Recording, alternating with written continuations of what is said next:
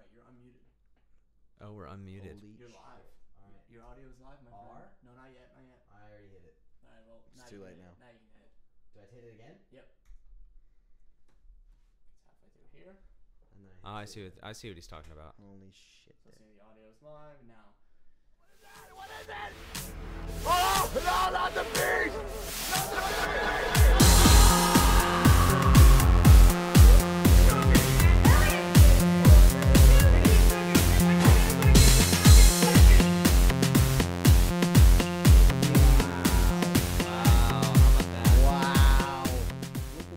How about that? The song keeps playing for like a million fucking years over here.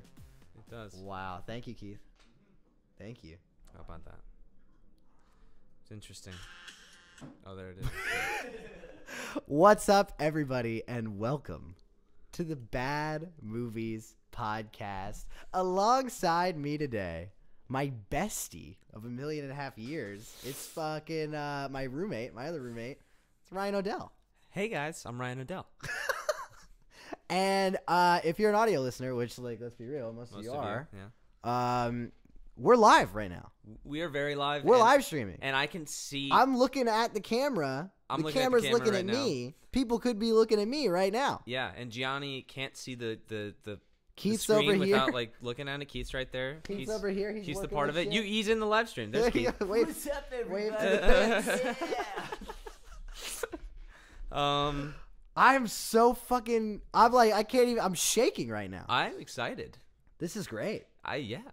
It We feels made, good. ladies and gentlemen, we made it to 20 episodes.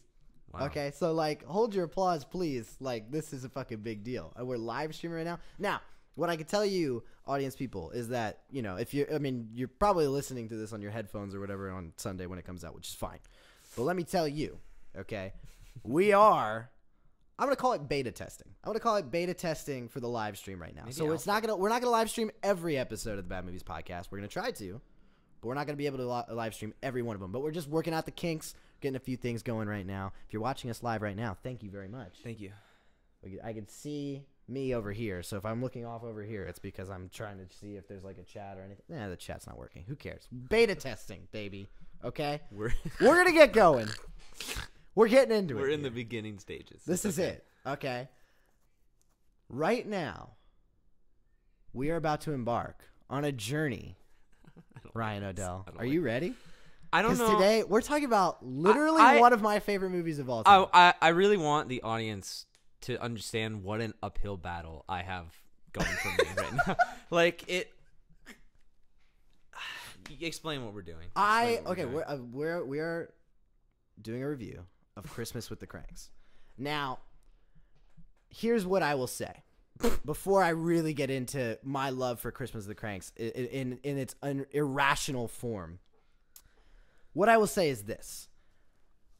Someone said to me, and I don't want to say who the actual person was, so we'll use like a fake name. We'll say it's like Jerry Yang. Jerry Yang said to me, and he was like, Gianni, your past few episodes, you've been doing just movies that you like that aren't as bad as people say they are. Get back to bad movies. So unfortunately, Jerry Yang, hypothetical Jerry Yang, you're going to have to wait one more week because Christmas with the Kranks is fucking amazing. It's not, actually. I know it's not. But Christmas with the Kranks is one of my favorite movies of all time. See, but that right there is exactly what is killing me. like let's get through this first part and then we'll go into it. Here's the thing. I brought you on, okay, because you can cancel out my bias because you're a heartless, soulless jerk that somehow doesn't like Christmas with the Kranks, and I don't understand you. It's true. It's damn true. So, here we go. We're getting into it. Let's go. This is directed by Joe Roth. Bless his soul. Written by Chris Columbus. It's his real name. I know, I saw. Based on the novel by Jonathan Grisham. This is based off of a book? Apparently, yes. Someone The wrote book is this in titled- novel form? Jonathan Grisham wrote this. Now, here's the thing. My mom read 1 million Jonathan Grisham novels. I must never have because I have no idea what the hell he writes. I thought he wrote like lawyer thrillers or something. Yeah, I thought it was like similar to Dan Snyder. Would books. not have thought Surviving Christmas, which is what the book is. Oh, Jesus. That this is adapted from. Would not have thought that he would write something like this. But who knows? Maybe it's very different. I was Maybe it's going to very say that loose the writer of the movie, I was going to say that Chris Columbus should be thrown in jail. John Grisham deserves some sort of punishment. Exile. He deserves exile Okay, so from all look, society. here's the thing. I'm going to do a review rundown for you here, Ryan. Okay? Yeah, okay. Don't get too excited, okay? Because this means nothing. Okay. 5.3 on IMDb. It's high. It's a 22 Metascore. Is 5% on Rotten Tomatoes. It's about the ballpark. It has 1 out of 4 stars from Ebert. Oh, interesting. Don't get too excited, Okay, okay, yeah. Because look, here's the thing. I just said it was interesting. I love this movie. I'll talk about that in a second. I want to hear what your general impressions are, spoiler free, of Christmas with the Kranks. Okay, my general impressions. Yes. I have a nice, neat little quote that I wrote at the end of this. Oh, great. And by the way, I watched this movie. I've seen this movie a bunch because Gianni has 4-star apartment to watch it on multiple occasions in like the middle of summer. Like you've just been, hey guys, we don't know Sometimes what it just dawns on me. All right, fine. I wrote this, and keep in mind this is after I watched the entire movie, so Right. maybe it's a little harsh. But Okay. I wrote, at best, this movie is a bad way to spend 2 hours. At worst, it is offensive and contributing to the overall decline in ethics, civility, and rational thinking. Oh my god! I wrote that. It's in my notes. So safe And- to say, you didn't care for it, or you? It deeply offends me Wow. that this movie is that we're even talking about it right now. Wow, So that's my general. that was pretty good. Yeah. That was a good little verdict, though. No. I mean, I'll just say what I think. Yeah. This is my #1 guilty pleasure movie of all time. See, but that's wrong. I love this movie. Here's the thing. I think it was like right before I left for college. I just decided to like randomly watch it again after like I remember seeing it once. I think in theaters. I remember watching this with you senior year of high school. and Your senior year. Of it high was like an infection. It just spread, and then every year I'm watching Christmas with the Cranks. Yeah, and like now, a disease. And now, literally, I make it a point at least once a year. I watch Christmas with the Cranks around Christmas time. Generally, I watch more than that. I watched this movie. What was it? Right after Thanksgiving, and then I watched it again last night. And I think It's fine if that's you want like the 3rd time I've seen it this year, which is pretty crazy. But I love this fucking movie. I don't know what it is about this movie. It is a train wreck. Okay, I'm looking right at the camera when I say this. This movie is a train wreck. Okay, it's really bad. It's a bad movie. I can recognize that. And we're gonna go through it. I don't but know if you can. I can, Ryan. I can recognize it. Okay, It's not- I don't like it. I don't like that it's true. Movie's bad. Okay, it's not a good movie. But there's something about it that's just so goddamn hilarious and charming, and I just can't stop watching It's it. truly not. And it gets better every time I see it. I keep finding things. Now, stick around. It's like you're speaking Chinese to me. Stick around, audience people, because at the end, I'll drop some of my little hints and knowledge, things to look out for next time you're watching Christmas with the Cranks. Oh god. Because you're gonna fucking love it. Which is hopefully never. Hopefully I can convince you to stay away from this movie. Ryan O'Dell. Yeah. We're getting into spoilers. Oh, right now? We're gonna go full spoilers. Should we not tell these people what this movie is about? Well, spoiler warning first. Oh, okay, yeah, sure. Then sure, we're sure, gonna do plot. Gotcha. So the spoiler warning's out there. If Yeah. you haven't seen Christmas with the Cranks and you really want If you're watching this live stream, don't pause this pause podcast. the live stream. I saw it on Amazon. Yeah, it's on Amazon Prime. Yeah, so I think that's the best way to watch it right now as of this review. Check it out. Spoiler warning's out there, Ryan. Please give the people the plot of Christmas with the Cranks. Okay, so this movie is about a. I'm giddy just like watching you. This movie is Go ahead. about a just horrible couple, named Luther and Nora Crank. Yep. With K.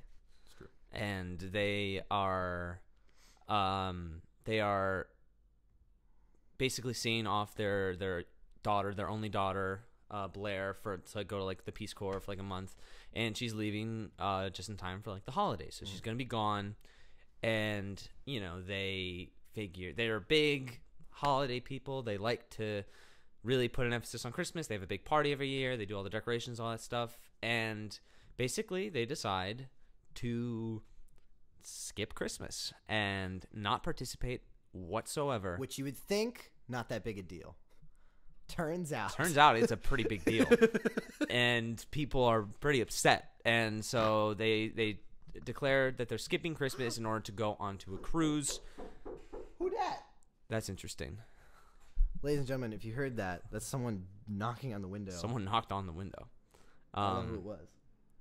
I think they'll go away. They'll buzz in if they want in, I guess. Yeah, I guess they will. But I'm sorry. Anyway, continue what you were saying. So they are going on a cruise, and their neighbors take offense to this, and hilarity, quote unquote, so-called hilarity takes place and ensues, and that's the basic description of the plot. But wait, that's not all. That's not all. Because really, the actual plot kicks in at literally the 45 minute mark, the halfway mark. It kicks in when Blair, who is now coming back home with her fiance Enrique, fiance kind of, and she is basically saying, "Hey, I'm coming back. You guys are having the party that you always hold every thing or Christmas Eve, right?" And so then and they they're lie. Of course they lie, and they're like yes, liars, and like the liars that they are, and they are basically like, yes, of course we'll throw the party. So they scramble to get together and like get everyone at the house and throw a party.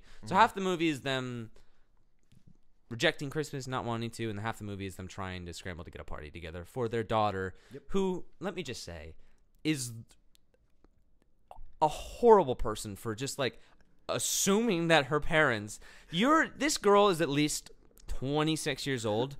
Let me tell you something, Blair. Your parents don't owe you shit. You cannot just change plans on them on Christmas Eve and just assume that they are going to cater to your demands.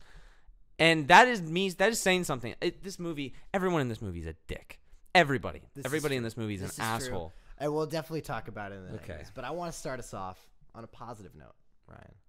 I want to start us off with the positives. I want to start us off with the things we liked about this movie. Okay. Yeah. Okay. Which I can just see in your eyes. You just want to say nothing. That's not true. That's not true. Okay. Here's my first positive. Okay. The cast is having a great time. That's not a positive. It is. No, okay, no. Say what you will about Tim Allen's Caribbean dance scene, right? We all know. But, like, Jamie Lee Curtis is great. She's, I especially agree. in those high anxiety I moments. agree that she is the sole, like, good performance. Like, she is definitely watchable, and she's entertaining at times. I would limit it to just Jamie Lee Curtis, but I also think that, like, there's something about Tim Allen's, like, just weird choices that are kind of enjoyable at the very least. He's having a good time, and it makes me want to have a good time. Like I've said about it before. I'm not saying anyone's award worthy in this performance or in this movie. Like I'm not saying that it's like Jim Carrey in as the Grinch or Giamatti in Big Fat Liar, where it's like awards worthy performances in bad movies or like quote unquote bad movies. But these two in particular in this movie are at least having a good enough time that I am able to enjoy it, even if I'm just watching peripherally or whatever, that it's like, oh, that's a good laugh. Like, dude, Tim Allen trying to eat the fruit cup. That's my thing. Here's my thing, though. Here's my thing. Botox face. That Botox scene. So that Botox funny. scene is fucking It's insane. like, why does it exist? It's horrible. Here's my thing with Tim Allen. Makes no sense. Here's my thing with Tim Allen in this movie specifically. I can tell that every single time he is doing like a cutesy little thing, like when the cat like hisses at him, and so he just like hisses back at the cat. Yeah. I can tell that he thinks it's really funny, and so he's like, this will be funny. It's probably true. Like it not just like meta. Tim Allen thinks it's funny. Yeah. That guy thinks it's funny. That character thinks it's funny, and it makes me despise him because this. Let me tell you something. You're talking about underrated assholes in movies, and specifically in Christmas movies. Luther Crank is the biggest asshole in any Christmas movie ever. Luther Crank is a dick, but I think everybody in this movie is a dick. Everybody in this movie is a horrible person. Everybody, every single person, except for like maybe Nora. Nora is nice, but also at the beginning, and I wrote this down. The first note, sorry, this first note that I took of the movie. I said, "What kind of person makes their significant other get out of the car in literal pouring rain?" That's true. Like the first major like real beat of the movie. Sad, She's oh god, like you're gonna make your husband get out to get like white chocolate after he comes back into the car drenched. But they actually do. They have a kind of funny exchange in that scene where when he comes back and he's like, "Do tell." Like, why? I think there's a funny exchange when she's like, "Did you talk to whoever?" And he's like, "Who? What?" He's like, "Who is that?" And she's like, "The butcher." And he's like, "No, I didn't think of asking the butcher where the chocolate is." I think it's funny. It's so not. It is. It's funny. And I also, okay. Let's keep in the positives for now. There's enough time for the negatives. I do agree with you that at least some of the cast seems to be having a good time. Yeah. I reject any positive notion of Tim Allen in this movie, though. I reject it completely. I don't know, maybe, and I know that I laugh at a lot of things in this movie, and I don't always necessarily know if I'm laughing with them or at them. Most of the time it's at them. So, I do think that there are a couple times where I laugh with them, and I hate to say it, but I think it's because of Tim Allen and in some of the stuff that he does. Some of it is just, he has like a dry wit that, like, when used right. What dry wit? It is kind of funny. About? It is kind of funny. It's the most okay. The hissing of the cat is stupid. Well, there's 20 of those in the movie. There's 20 times like that where he's talking. I don't. Well, let's keep on positives for now. I think next up after that is there are a few jokes that work. There are a few, and I can list them for you. So when she goes to get a tan, and the counter girl, they're talking, and she's like, and they're talking about how she needs a tan, and the counter girl says, "Yeah, you look like a corpse." Just the way that she says it is so fucking funny. Yeah, it's great. Also, when the Santa Claus shows up at the party and he's introducing himself to everyone, Marty, yeah, and he goes up to the priest and he's shaking the priest's hand. And he's like, "How are you, Father? How are you?" And they're talking, and then Luther looks at the priest and he's like, "Who is that guy? Who is he?" And the priest just says so clearly, "I have no idea." Right in front of him, I have no idea who he is. And he's literally like 2 feet like away. He's still in front of him technically. He just turned his back to him, and the priest is just like, "I don't know who he is. I don't know." Yeah. And there might be a few more, but those are the only ones I wrote down. What I have written here is like sort of in the same vein, but I think that there are antics on display in this movie that, like, if the movie understood exactly what it was trying to do, I think they are effective. Like, there are moments of pretty decent comedy. Like you just listed a couple. I would also say I think the Botox scene is hilarious. It makes no sense. It's not. Okay, what happened to the Botox? What happened to the Botox? That's what I'm saying. Later that day, it makes no sense. That's not how Botox works. That's not how Botox works. You're right. You're right. It doesn't make sense in the context of the story. But this is what I'm saying. If they actually were able to tether these things together, they are actually enjoyable and entertaining. There is also great horror in this movie. There is not great horror. Take that back right now. Take that back right now. No, it's true. Take that back right now. There's not great horror. I can let it slide that maybe someone would find this movie funny. There's not great horror. There is. There is not. There is. Okay. You're lying. Look at the shot. The shot. I watched it less than 24 hours ago. I know exactly. Okay, so the Christmas caroler scene, right? Yeah. Is that moment? Oh, don't even. Not when they're diving through the living room or when whatever. they go down the basement. I'm talking about no. Before that, when they're sitting on the couch and the first song ends, and she leans and it is a great shot. It is on its own a great shot where it's this long shot and you see the two of them and Luther's reading and she's sewing and it slow zooms into her sewing. She bends down to grab more of the yarn. Yeah. And as she comes back up there in the window, and I was like, this could have been a horror comedy if they wanted it to be. The whole movie could have been a Who great would want it horror to be? comedy. Who would want it to be? Me. I want it to be. Listen, okay? listen. Because You it's can't fucking say great. that. You can't say that there's good horror in the movie. You just can't. That's You just a good can't. horror moment. That is it. That is a jump scare. That is not jumpy. And also in the very next shot, those Christmas carolers are no longer at that window. That's true. Yeah. And they're back plus, in front of the house, we're like, talking about like assholes in that movie. Those carolers weren't assholes up until that moment. Who the fuck does that? No, you're right. Who does that? You're totally right. This world that these characters are living in is like an anarchic, like fucking society where there are no laws and everybody's just out for blood. There is nothing. great. There's This fight's no. great. The police arrest Luther because he didn't buy a calendar. He is in the cop car, in the back seat, and they say to him, Cheech from Cheech and Chong says, or maybe it's Chong. Cheech or Chong says to him, It's Cheech. You should have bought a calendar. Yeah. Huh? What? What are we talking about No, here? but listen to what I'm saying though, because you're 100% right. You're totally right.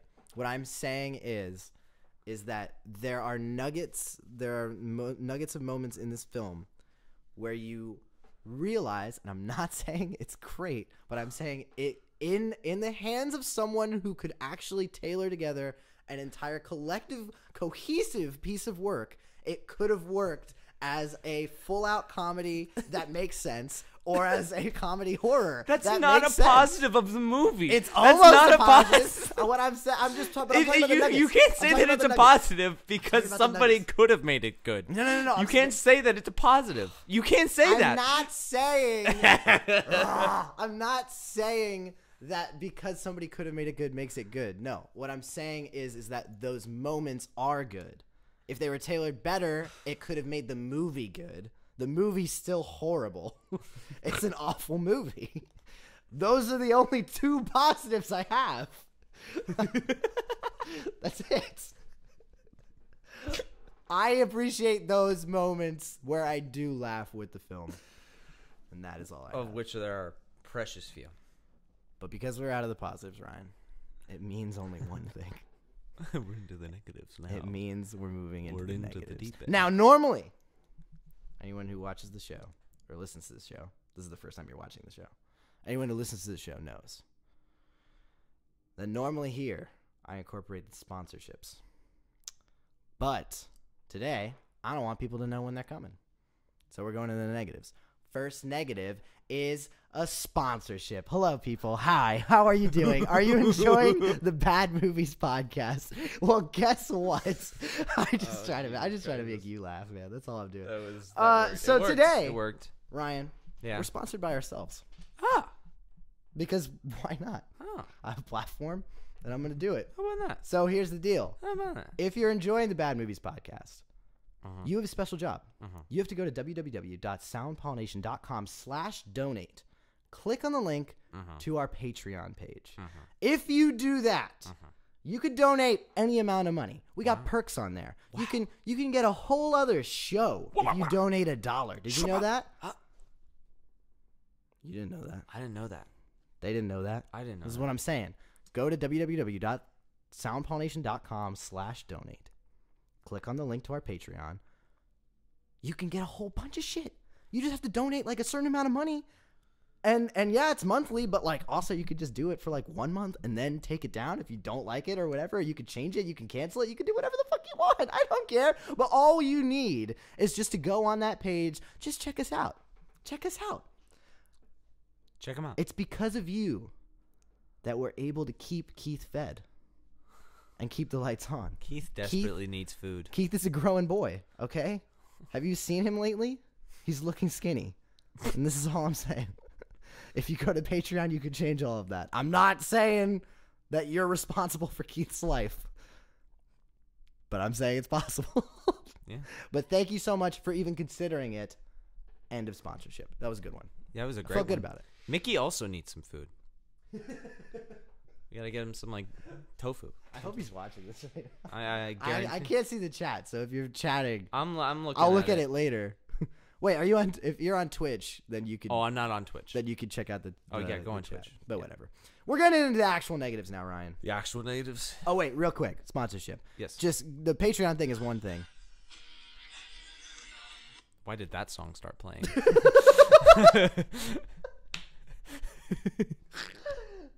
Like I said, people beta tests. Like I said, beta test. Beta tests over here. While I'm on the topic, though, real quick, the sponsorship. Patreon is one thing. It's Christmas time. If you haven't ordered your gifts yet, you can click on our Amazon banner on the homepage at www.soundpollination.com. You can click on that link. Takes you right to Amazon. You don't even have to do anything. You just buy whatever the hell you want. Gives us a little bit of money.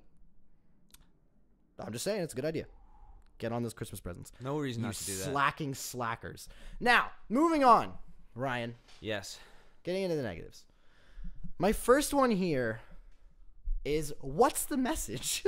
I conform to what society wants you to do? No. I'll tell you exactly what the message is. I don't know. I don't know what it means. That we're all a bunch of heathens that are only out for ourselves and our own self-interests, and ethics don't matter. Right. Laws don't matter. They don't. And nothing in this world is sacred. And that's what makes it great. Yeah. But here's the thing. Actually, no, I'll get it. I'll tell you. I'll talk about that later. Okay. But just for now, the message, right?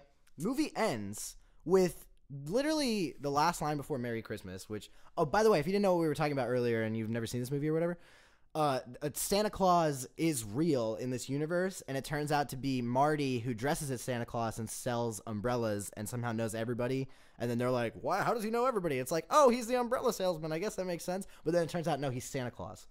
That's how he knows everybody. And he's a total weirdo.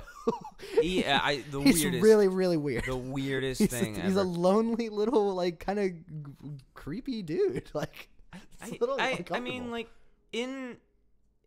I guess I don't know if I would say he's creepy. He is just weird. Right. He is just weird. Right. Just so strange. He's strange. But so anyway, this movie ends, that part aside, because there's that one little reveal where he's like, "Merry Christmas," whatever. The actual last line of the film, not including that, is Luther saying to Nora, basically, what a stupid idea it was to even think about skipping Christmas. So what are we talking about? So basically what they're saying is that they were bullied and berated by the other characters in this film to feel that it was more important to do what they wanted them to do than to try new things, live their own lives, save money. Well, okay. I can't believe I'm defending the movie now. But to be fair, they didn't necessarily get bullied into it. They don't laugh that hard. They didn't get bullied into it by their neighbors. They got kind of forced into it by their daughter. Well, that's true too. Yeah, they wouldn't have had the switch if they were gonna go on the cruise. Definitely. And then their daughter calls them, and they decided that they had to save Christmas, I guess. But which is whatever. But that's a whole thing. But I don't think it was necessarily conformed to society. If I had to put a message on the movie, I would say it's something like, you sacrifice something you love for the ones that you love. Mm-hmm. So I don't know. Maybe. But I don't even know. Like, does that really make sense at the end of the day? None of it makes sense. None of this is good.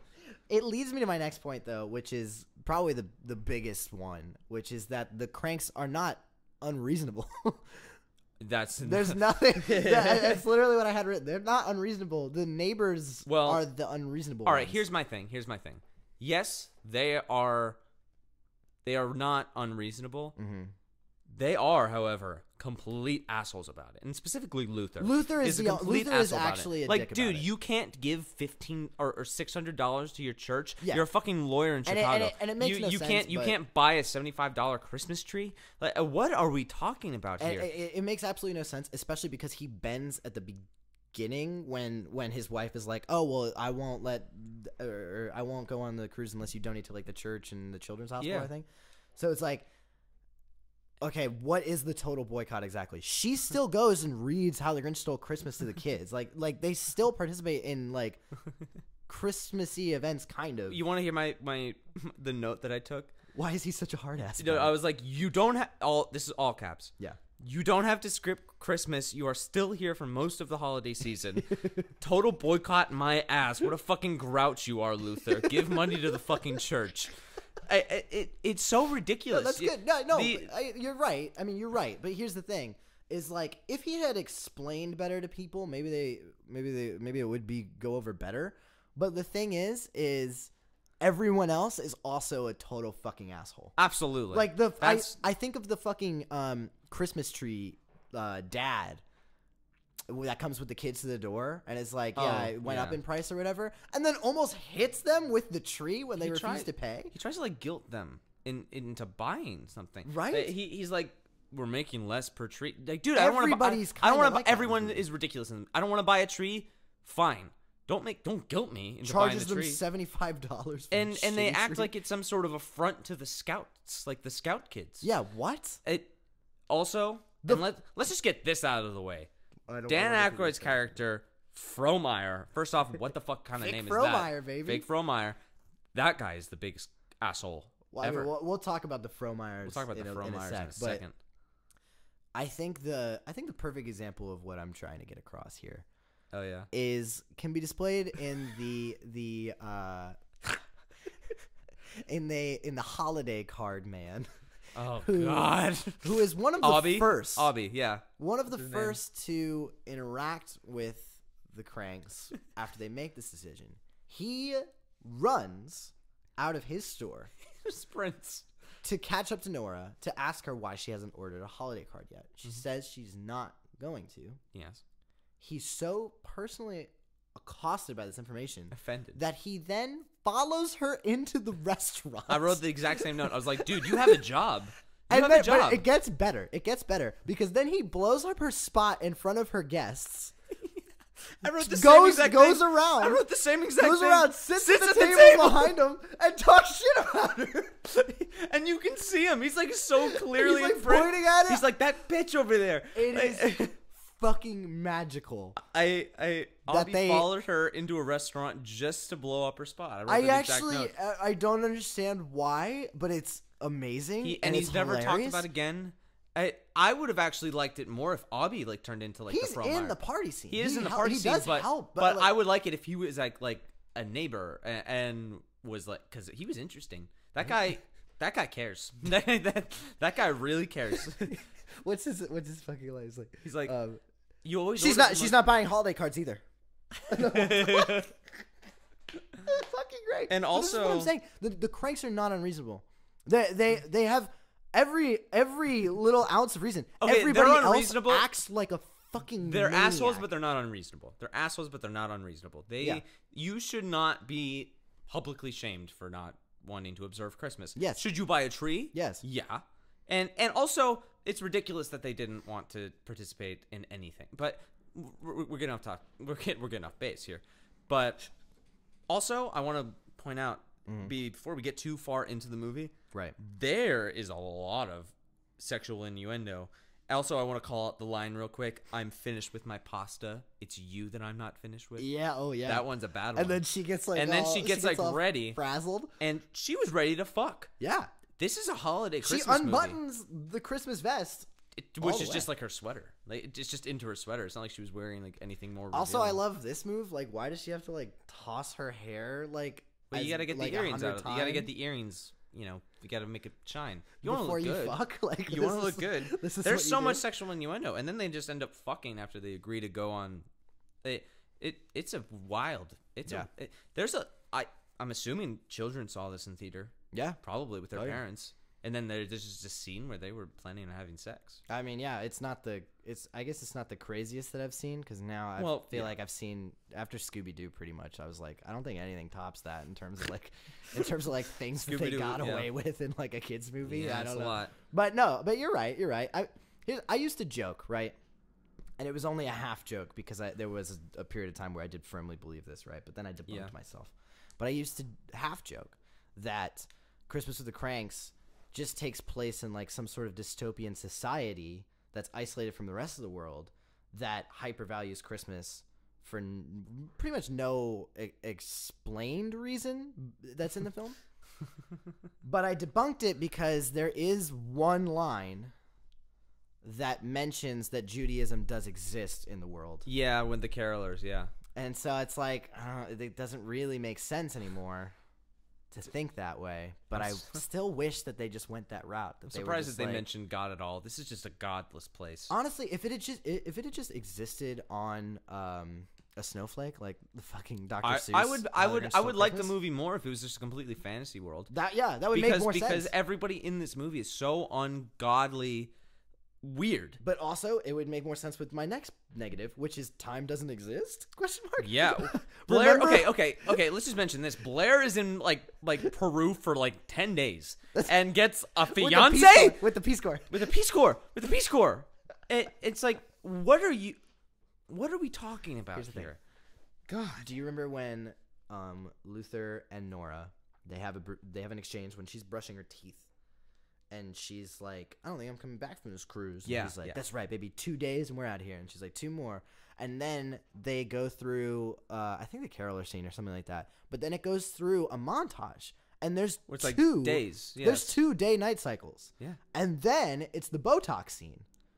You're telling me that the Botox scene lasted... the Botox scene is its own thing. I think the Botox scene was meant to take place on Christmas Eve. I think that is meant to be the thing, and then it just dies down. But so then it goes away after an hour. No. It's absolutely ridiculous. Because then the very next scene, he doesn't have the Botox, and they get the call from Blair. So it's like, wait, that is Christmas Eve, and that was in the morning. Mm-hmm. So when did she go and read to those kids at like fucking 3 a.m.? Yeah, must have been when he got the Botox injection, and then it wore off, and then they were ready for the day. Like I was just so weird. Just woke him up. Time at like literally midnight. does not make any sense in this movie. It's not real. None of it's real. I don't even know why they tried. They should have just cut those couple lines out of there if they were going to do that. Well, they should have cut the whole fucking scene. The whole Botox scene should never have been allowed in that movie. No, the Botox scene needs to be in that movie. Yeah, I don't because so. There's nothing funnier than Tim Allen just randomly poking himself with a fork. And he's like, I can't feel anything. I can't feel anything. Asshole. But yeah, time does not exist. That is that is the weaker of the two like sight gags, I would say, in that movie. You know, which the tanning bed. The tanning bed. Oh yeah. I think the tanning bed is at least enjoyable to watch because Jamie Lee Curtis. Because I think that joke is actually very funny. Where she's like, "You look like a corpse." Yeah, it's so random. It's great. And when Nora's like, "Oh, this should be outlawed." She's just looking at her body, just saggy as fuck. And then like the whole scene where the guy comes in and he's just looking at like this random dude walks in and he looks at this tanning bed and he's just like, oh sorry, no, sorry. It's the most ridiculous thing. Yeah, and then the priest is there. Also, this is what I wanted to bring up earlier, but since we're back on the priest, I might as well say it now. But Ebert, I was reading Ebert's review of this movie and actually pointed out something I never thought about before, but I was like, oh my god, I can't believe I overlooked that. But what priest is not working on New Year's Eve? Why was he at the party? They're supposed to be preparing for midnight mass. Wait, Roger Ebert? Oh yeah, he did do a review on this. Yeah, that's crazy. And I was like, wait, what? I was like, oh my god, that makes perfect sense. Like, why is he at that party? Well, maybe he was like, on call. I mean, it's so weird. It's just totally a random thing. But okay, wait. So, getting into the next thing. I have written unnecessary side plots that are totally random. The cancer subplot. What? Well, that one at least is like kind of becomes the main plot, I guess, by the last scene. But like I'm talking more so the criminal. That is the most ridiculous thing ever to be put in a movie. Also, what is it? Ned that gets stuck on the roof. Ned who also gets electrocuted horribly in the movie, and then he puts himself in these life-threatening situations for no reason. What a bunch of dickheads these neighbors are. They just left him up there. They left him there. It's freezing. It's He's Chicago. Definitely dead of frostbite. He is absolutely going to get sick. But what's so funny about this is that in one scene they wrap up all of their side plots. He literally he deals with the cancer people. He walks across the street. He deals with the cancer people. That sounds fucked up. But he gives Bev them that generous gift or whatever. He walks across the street. He saves Ned, and then the very next moment they catch the criminal. And Marty is revealed as the Umbrella Man. All of them. All of those side plots in literally the span of 3 minutes. It's almost masterful. It's almost impressive, but it's not. It's almost impressive, but it's really not. Also, I want to talk. I don't know where you're going next. I do want to talk about like the minor characters of this movie now. That's actually exactly where I'm going. Okay, so the cancer people. Bev is fine, but we're just gonna refer to them. I think his name is Sheil. The ageist. The ageist. Sheil. Okay, first off, dude, you are so clearly way older than him. Yeah, you're talking about Bev's husband when he keeps whatever, right? Bev's husband Sheil. His name is Sheil. The last name they just call him Sheil. But he keeps saying in this movie to Tim Allen, who can't be more than like 55 in this movie. Tim Allen cannot be more than 55, 60. This dude is at least 80. And keeps referring to Tim Allen as old man. And then when Tim Allen calls him on it, and he's like, dude, you're way older than me, Sheil is like, prove it. Yeah. It's like, dude, I'm looking at you. I'm right in front of you. I actually love that exchange because also Tim Allen is like, you're like 10 years older than me. And I was like, wait a second. Dude, Tim Allen. How old are you? How old are you supposed to be in this fucking movie? But yes, where I'm going, right, is what I have written is just senseless choices. And I'll read several of them to you, but they all involve like just random things that characters do. Let's get it. Main characters and side characters. Why does Luther even need to get arrested when he could have easily just been like, oh, I was with Spike, Vic Frohmeyer's kid. Because that little fuckhead But then Spike ran away. Why does Spike... this one scene actually has like 4 things. Why does Spike evaporate? Leave. Runs away. Right. Which then makes me question, why is the movie alluding to the Frohmeyers having some sort of ability to just disappear? Yo, because also Vic Frohmeyer does is the same Al thing. Capone's son. I'm convinced. They changed his name. When he intimidates the cops at the end, he is in Shall some I call the heavy chief? shit. Vic Frohmeyer is in charge of the mob. Yeah.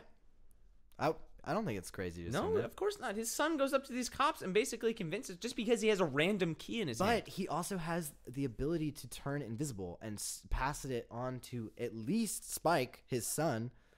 Probably That's the the rest other of those thing. kids, those other kids in those fucking red sweaters. Which, why are they all in the same sweater? They are weird. Let's talk about that. Yeah.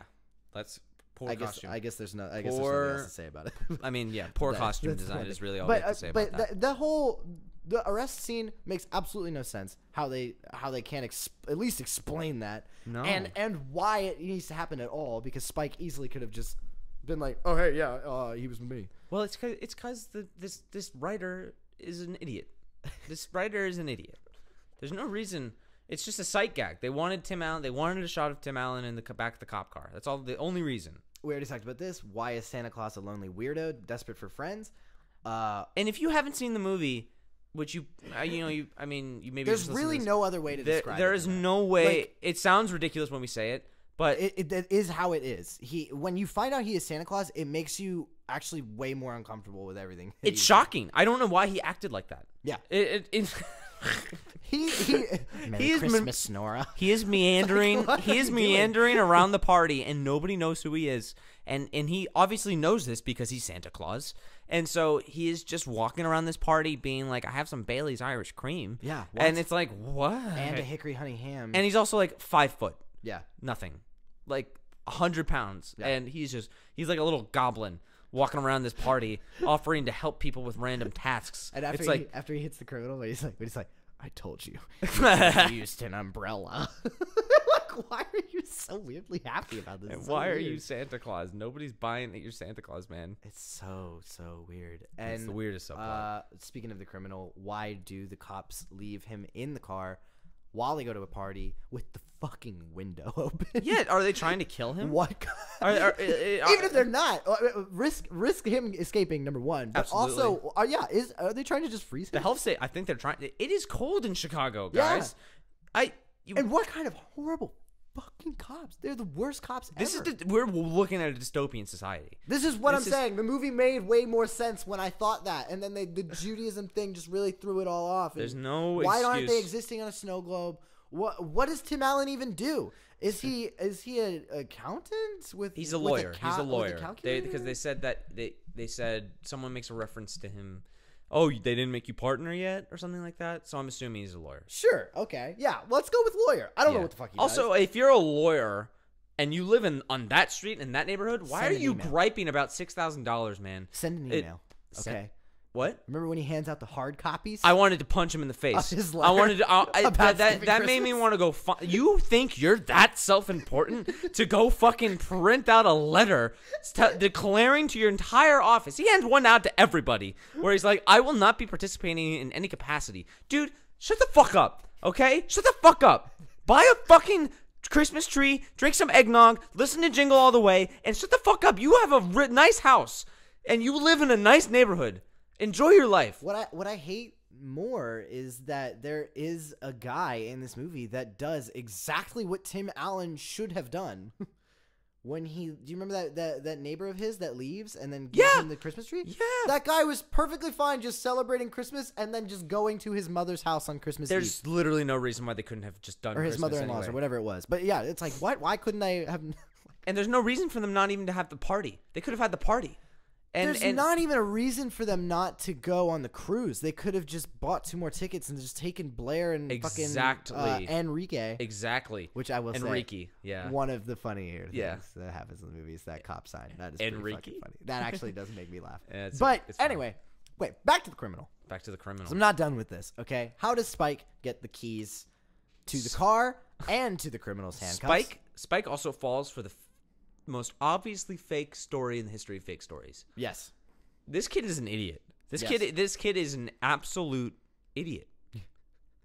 Idiot. Even stranger, when the criminal is in the party and he has a plate of food. Yeah, and the caroler woman and the carol woman comes up to him and is like, "Merry Christmas." He goes, "Oh, aren't you sweet?" Pinches her cheek, hands her the plate, and she doesn't think either of those things are weird. She's like, "Okay," and walks away, and then he goes up the fucking stairs. Here's what else is weird. Spike finds the criminal stealing the stuff. What was Spike doing? Spike was definitely panty sniffing. He was looking for Nora's panties. There's no other. Why would he be up there? That little pervert. I want to kill Spike. Oh God. Everything with Spike is weird. Everything with Spike in this movie is weird. Even if Spike's not the one doing weird things. Remember when Tim Allen just tackles him? A grown man. Yeah. Like, guys, Tim Allen in this movie launches into a full sprint and bum rushes Spike, who's running away for his life. And he knocks him into, like, this reindeer, and Spike goes flying. Like, Spike gets brutalized by Tim Allen in this movie. Do you remember one of my favorite line deliveries in this film is when Luther is being nice, and I say quote unquote nice. Because he's giving them the gift at the end.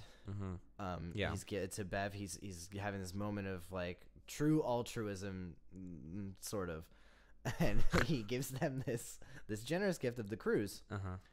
And they're basically like kind of refusing it or whatever. And the line he has and the way he delivers it is he's literally like, "If you don't take them, or I didn't buy the insurance, so if you don't take them, then the whole trip is ruined," or something like that. Or like, then the whole trip, it doesn't matter, or something like that. And he says it so aggressively, and it's like, whoa, dude, don't put that evil on me, man. Literally, I didn't buy this. Fault? I didn't buy this fucking cruise. What the fuck? Like, dude, this girl has fucking cancer. This lady has cancer. He just yells at them. He just yells at it in their own house. God, Tim Allen must have internally thought to himself, "I'm gonna make this character as unlikable as possible." It's the strangest thing ever. I have no idea why they do it. Even it when totally he's ruins the moment of altruism too, because then he's just this dude who's like, "You're just forcing them." This is the reason I'm giving it to you, is so that it doesn't go to waste. Yeah. It's like, okay, like you're my afterthought. And like Tim Allen, dude, just also what you don't even like these people. You have not you seriously don't even like them. Why can't you just go on the cruise? Like, go on the cruise tomorrow. Let Blair and Enrique have the house. Yeah. Just let them have the house. Also, and you know what? If Nora doesn't want to come with them, exactly. Also, 2 points. I'm pretty sure that cruises don't work like that. Like, I'm pretty sure that you can't just give it to someone else. You have to like sign. Well, yeah, no. So what he says is in that scene, I remember it because I also thought the same thing, and he has that line where they're like, "Our names aren't on the tickets," and he's like, "Oh, that's I'll right. take care of that." Yeah, I'll take care of that. No, you won't. It's Christmas Eve. They leave tomorrow. Nobody's working. Hi, I'm working at the cruise line. Yeah, you could totally. You know what you're gonna get? You're gonna get an automated machine. You fucking asshole. Yeah, it's Christmas Day, but what am I doing? I'll right? take care Fuck of me. it. I'm a lawyer. I'll send a personalized letter to them. Oh God. And then the second point is why, like, what cruise is going to leave on fucking Christmas Day? What one cruise? Conveniently designed to be in this movie, right? That's insanity. That's insanity. This is the strangest one to me. I just want to talk about this before I just put a nice bow on this point. Yes. Because literally I have like 1.5 million things written here, and these are only the things that I remembered. The point is that there are so many ludicrous decisions and things being done by characters in this movie that you can't even. There's no way you could watch it with an actual keen eye and not get completely distracted by one of them. And there are literally dozens and dozens. So the point is really just that what the fuck were they thinking with some of this stuff? But also thank you. Because it's so fucking brilliant. But the one I really want to talk about is, because this one does not make any sense to me whatsoever, when they're running after the Hickory Honey Ham, Nora versus random shopping cart woman, which Betty is a White. scene that I actually kind of love. Okay, well, that's because you're just an idiot. No, but it's like silly and like whatever and enjoyable. It's fine. Yeah, Here's it's fine. the thing. It's fine. What ends up happening is Nora gets pushed aside, another cart goes under her. T-bones her. Yeah. She ends up flying off to another part of the store, right? Crashes. This is what's so weird. The shopping cart woman pulls up at the Hickory Honey Ham that they were both beelining it for. They were running directly at it. Nora gets sidetracked over here. She grabs the ham, looks directly at the camera, and says, "Happy holidays," alluding to the fact that she's talking to Nora, but Nora's on the other side of the fucking grocery store. Yeah. So she literally just turned to no one. Just turned to the camera. They were breaking the fourth And was wall. just like, that was them taunting us. That was them taunting us. They were No. like, "You still have an hour left of this movie, and you are going to regret it." it makes no sense. It makes no sense. But it's also, so funny. also in that scene, when basically the scene goes on, and she gets another ham, and she buys it, and then breaks, and it goes out into the street, and it stops. Nora could have grabbed that ham. Defo. Also, Plenty of time. if I'm a fucking car and I see a person crawling on the side of the street, I'm at least braking. You're I a might not- truck. You're in a truck. You're a truck. You're a huge truck. You see a woman like 100 yards ahead of you. No, they just honk. They don't. No. That's what they do in the movie. Well, I know. It's like, "Bruh." they're just like hey, get out of the way. But also, I'm running over this ham. whether you like it or not. Nora had so much time to grab that Yeah, ham. yeah. God, But pisses me off. I wish that everyone in every performance in every movie was as committed as Jamie Lee Curtis is whenever she's dealing with a Hickory Honey Ham. Yeah, no. I listen. Never my say gripes with the movie. Hickory Honey Ham again. And then Tim Allen, in his stupid way, is like, "Oh, asshole, God." But yeah, no, I'm not debating. I think my gripes with the movie, they don't really apply to Jamie Lee Curtis. I think she's doing fine. Yeah. She's great. She's fine. Ryan O'Dell. Yes. Speed round. Speed round. It's speed round time, Ryan Okay. O'Dell. I need your top 3 favorite moments or quotes from Christmas with the Cranks. Go. You look like a corpse is number 1. Yeah. I don't know who that is. Said loudly It's about the- Marty is number 2. Wait. Oh yeah. Okay. And then how about for number 3? I don't know. I enjoy the scene where basically Luther is talking about how Blair is coming home for Christmas. And it's like to the crowd of all our neighbors, and then Frohmeyer. We didn't talk about Frohmeyer, but Frohmeyer is basically just repeating everything he says, but a little bit louder. Oh, So- yeah. Smoked trout. Blair, and he's like, and he's like, Luther's like, Blair is coming home tonight, and then like Frohmeyer's just like, Blair is coming home tonight, and it's like, And she's bringing her boyfriend. smoked trout. Yeah, no, I guess the only real thing I wanted to say about the Frohmeyers is just why can they disappear and all of those matching sweaters. But that was pretty Also, they're definitely magic. They're 100% magic. Definitely. Because also, why when the breaker goes out and like the lights turn off in the movie, and Tim Allen's like, and Luther's like, I'm gonna go downstairs and fix the fix the circuit or whatever. And Luther's sixth sense goes off. Luther is in the house. Luther's in the house when that happens. Frohmeyer's outside of the house when that happens. I'm gonna help Luther. And Frohmeyer's like, I'm gonna help Luther. It's like, you did not hear that, Frohmeyer. No, you didn't. No, you did not. He just knew. He just knew. I got 3 things. All right. Number 1. Yeah. Okay. Now I said stick around earlier, and I wasn't lying because here's some of the secrets that I found. These fucking gems. Okay. Number 1 is there is a firefighter, and I point this out to everyone I watch the movie with. I don't know if I pointed it out to you though, because I discovered it kind of recently. How about Randy? I like Randy. Which one's Randy? The one who causes the blackout to happen. He sticks the thing in and he gets shot back. Oh yeah, what the fuck is that guy? Yeah, that guy's dead. That guy he looks died. up and he's like, sweet. Like, fuck off. He's like, he reminds me of like, those guys, in How They're Gonna Steal Christmas who reminded me. The kids who like go up the mountain. Yeah. But anyway, there's a firefighter, and if you're paying close attention to the scene when Luther is. Which also, we didn't talk about that, when he falls off the roof, and he falls off like 10 hours after the snowman falls, which makes no sense. Yeah, but anyway, how did Luther's that happen? hanging from the roof. The firefighters come to save him. There is a firefighter. If you look very closely in the top right-hand corner, he gets hit in the face with a ladder. Oh my god. You can see it plain as day. They kept it in this movie. It's my favorite thing of all time.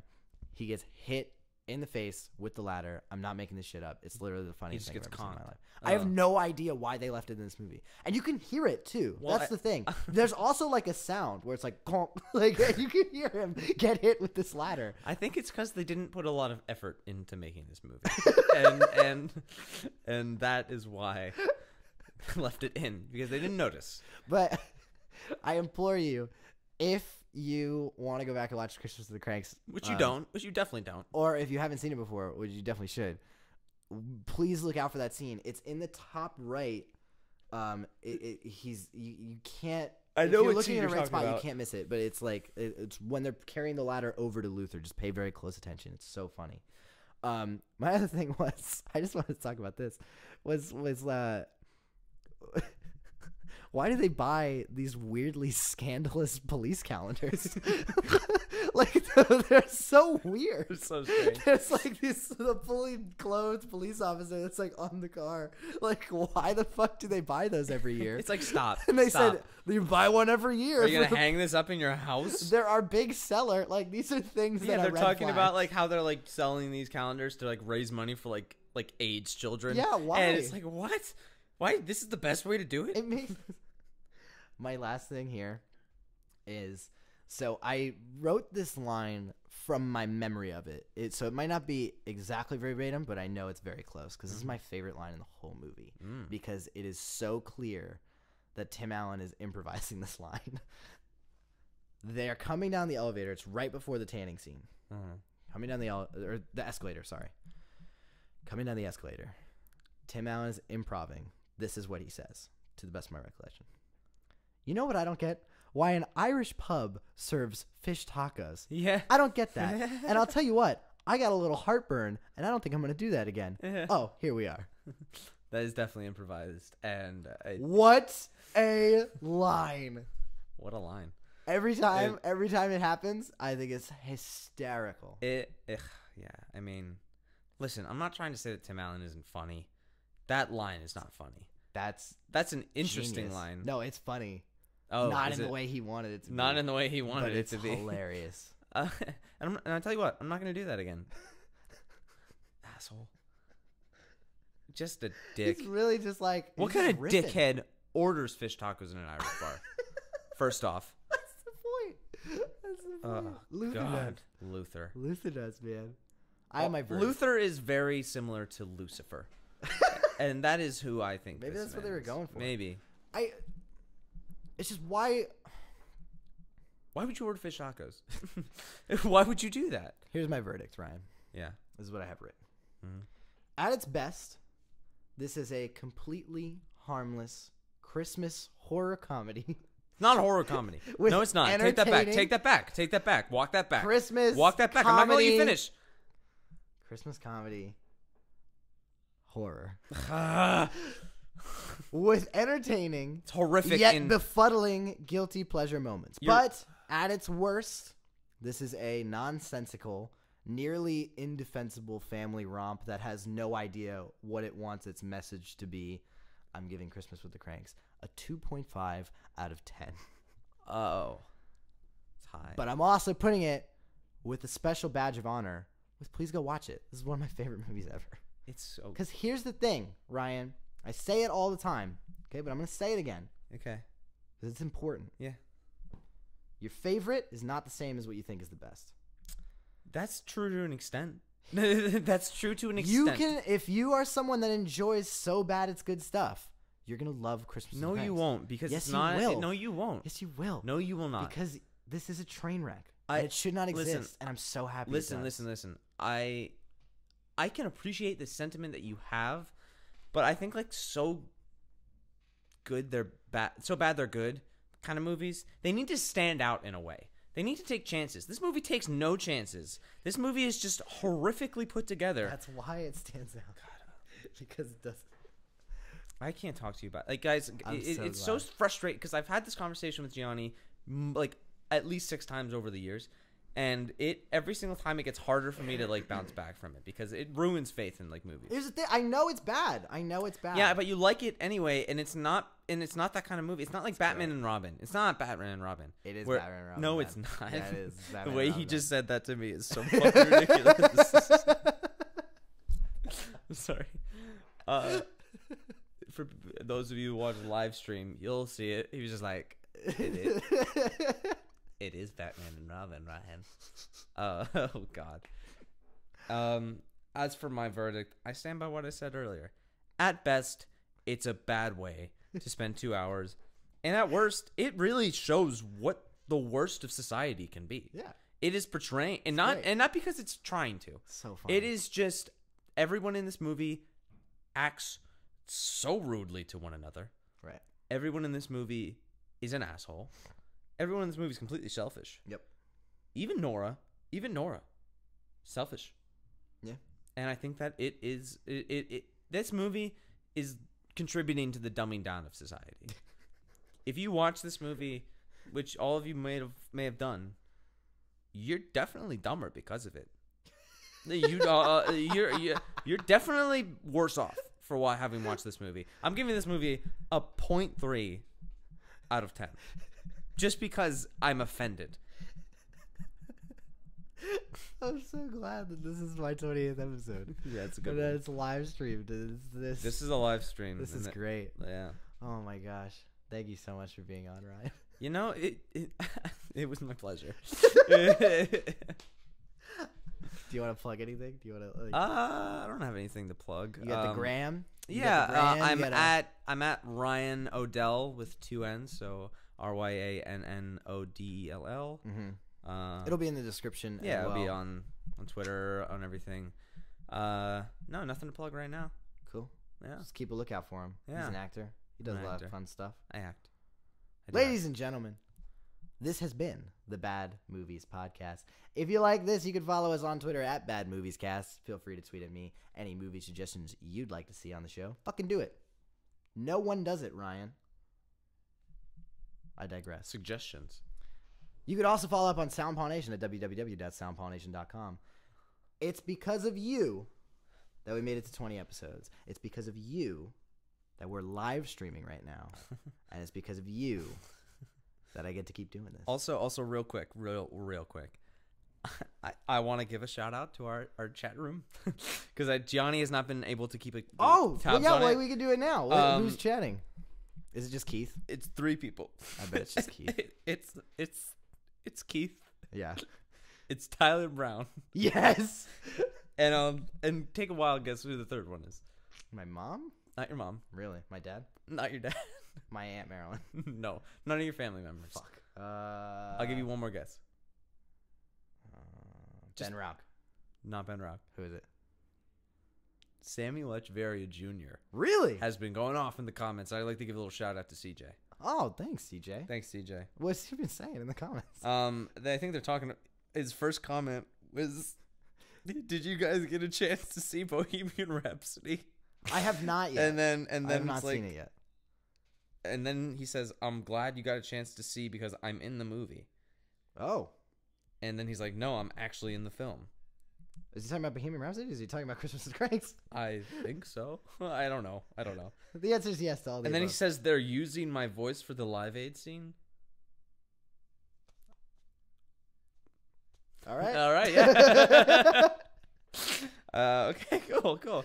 Sick, CJ. Good All to know. right. Well, I'm gonna sign off so that we can keep looking at the comments or whatever while. No, I think But I'm gonna sign off the podcast or whatever. But thank you guys so much for tuning in. If you want to go rate and review this podcast, please do that. If you want to go onto YouTube and subscribe to this channel so you can see any other live streams that we do, please do that. If you want to do none of those things and you want me to tell me to go fuck myself, just tweet at me. Do all these things. Thank you guys so much. We'll see you next time. I want to read the rest of the comments. Okay. I'll end the podcast there, but fuck it. We're still live Oh, streaming. we're still live streaming? Yeah. So let's look at the comments. I want to read the rest. So the comments are... So they start from here. So Keith is like, hey, hello, beta test. This movie is a train wreck, in quotes. All you need to know. And then Tyler comments, beta test is fuck. Keith is like, as fuck. And then Samuel Echeverry Jr. is like, did you guys get a chance to see Bohemian Rhapsody? Tyler's like, yes, awesome movie. And Keith is like, you guys are my favorite. Oh, Aw. just you wait, Keith. Thanks, Keith. And then Sammy's like, I'm glad you got a chance to see it because I'm in the movie. And then Keith is like, you're watching the Bad Movies, or Tyler's like, you're watching the Bad Movies podcast at the movies? That's the latest. And then Sammy is like, no, I'm actually in the film. Oh, good. And Tyler's like, CJ, what scene? And then Keith is like, there's a Botox scene? And then Sam is like, they're using my voice for the Live Aid scene. And then Keith is like, it's me again. And then that's Bohemian. Wait, This Keith is said all- that's Bohemian? Yeah. And then Tyler said it, LMAO. And keep in mind, this is all happening over the course of like an hour. Wow. That these comments are going back and forth. Wow. It's pretty impressive. Well, thank you guys so much for commenting. Please Yeah, thank feel you. free to comment through the show. Like I said, if you're still watching this far, we already signed off, but I mean, we're still streaming. But we're still beta testing, so we're figuring out how to get the chat. But if working perfectly, this little popcorn bucket thing, it's supposed to be popping up right in there. But Keith fucked up. Get mad at him. Yeah, Keith. It's his fault. Oh, Keithy, But Keith. eventually that will be working, and then you can comment during the show, and we'll fucking read it, because why not? I don't care. Yeah, exactly. What else do I have going on? I got 20 episodes of a fucking podcast where I just watch shitty movies. Nah, it's a thing. It's a thing. All right, cool. All right. Well, I guess that's it, ladies and gentlemen. It's gonna be it. Ryan, thanks again, man. Of course. This was anytime. great. Anytime. What button do I fucking press again? You either press. I think you press B. You're right. I think. Maybe.